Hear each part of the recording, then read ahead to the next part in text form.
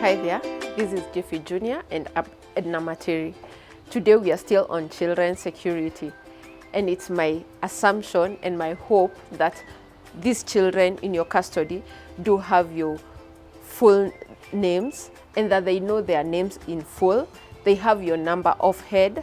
As a custodian or as a guardian, they do know your residence, your location, what's the name of your area, and that they do know at least a bit about your area, like a landmark, which could be a hospital, a mosque, or a school, or a church within your area.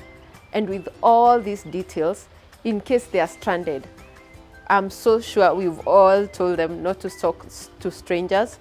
So who do they seek help from? Now that in case they are stranded, all they have around them is strangers. Well, we have bad strangers and we have good strangers. So who are these bad strangers? Let's have a look at this. That bad strangers could be anybody. Somebody who is roaming around a school, somebody in the banking hall, somebody roaming around the streets. These are people who are opportunists. They are con artists. People who just look for opportunities to either solicit people who are looking for help or seeking help in one way or the other. So these are people who will offer our children phone to call you to tell you their location and seek help.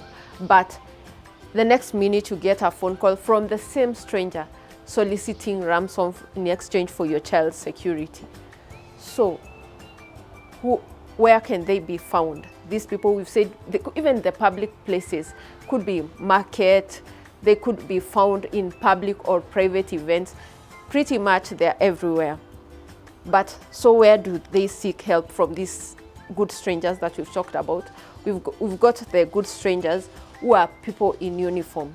Could be a pump attendant, a teller in the bank, a pharmacist or a chemist, the bookshop. There are those people who are over the counter. Those are people that we say are good strangers. When you walk into a petrol station, not just anybody that you seek, at least somebody in uniform or at least a name tag. What if it's a public holiday? Where do they seek help from? Now that the bank may not be open, the chemist may not be open, and you may find that for sure the banks are also closed. So where do they seek help from?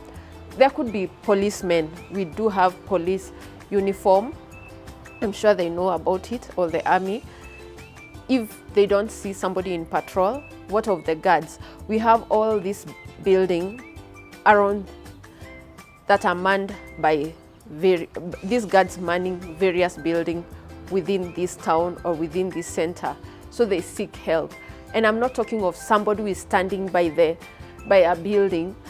I'm talking of somebody in uniform, at least a labeled uniform, or at least a uniform that you can identify when you call out mom, dad, or auntie, grandma, or so and so.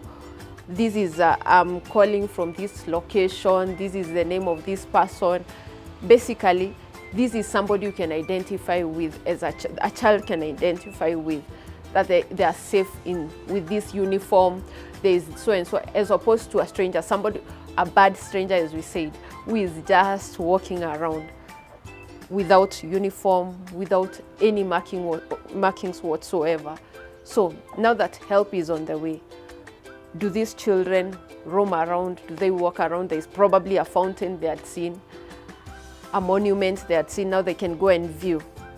No, it's not time to walk around. We are not out of the woods yet. So it's time to sit around that place, around that building, that pharmacy, that petrol station. Let them wait for help. Then we can say that they are safe. And as we keep safe, even during this COVID-19, let's wash our hands, let's sanitize, wear our masks, keep that social distance. And above it all, let's pray. Ciao.